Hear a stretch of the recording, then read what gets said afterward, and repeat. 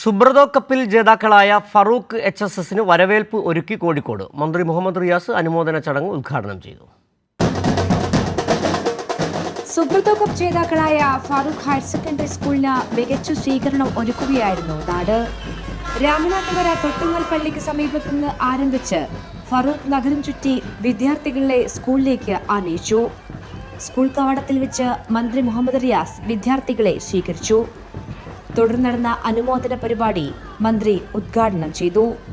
സ്കൂളിന്റെ ഭാവി പ്രവർത്തനത്തിൽ ഫുട്ബോളിന് എന്തൊക്കെ പ്രാധാന്യം നൽകാൻ കഴിയുമോ അതിന് MLA എന്ന നിലയ്ക്ക് എല്ലാ പിന്തുണയും നൽകുമെന്നും സംസ്ഥാന സർക്കാർ ഒപ്പമുണ്ടാകുമെന്നും മന്ത്രി മുഹമ്മദ് റിയാസ് പറഞ്ഞു. ഇന്ത്യയിൽ ഇപ്പോൾ അറിയപ്പെടുന്ന ഒരു ഫുട്ബോൾ സ്കൂൾ കൂടിയായി സ്കൂൾ മാറിയിരിക്കുകയാണ്.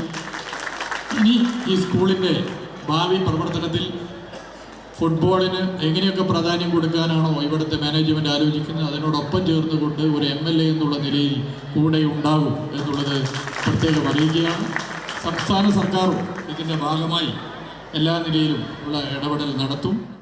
ചടങ്ങിൽ ടീം കോച്ച് VP സുനീറിനെയും ആദരിച്ചു. രാജ്യത്തിന്റെ അഭിമാനമായി മാറിയ ടീമിന്റെ സ്വീകരണം ആഘോഷരാവാക്കി മാറ്റുകയായിരുന്നു നാട്. കൈരളി ന്യൂസ്, കോഴിക്കോട്.